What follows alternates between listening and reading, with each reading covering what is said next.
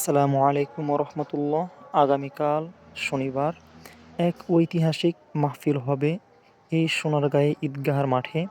এতবার যে মাহফিল হয়েছে তার চাইতে কিন্তু এইবার এক ঐতিহাসিক এক স্মরণীয় কিন্তু মাহফিল হবে এই সোনারগাঁয়ে। এতটা যে বক্তা আসবে আমরা কখনো কিন্তু ভাবতে পারি নাই যে একদিনে ৫টি বক্তা আসবে, মাশাল্লাহ।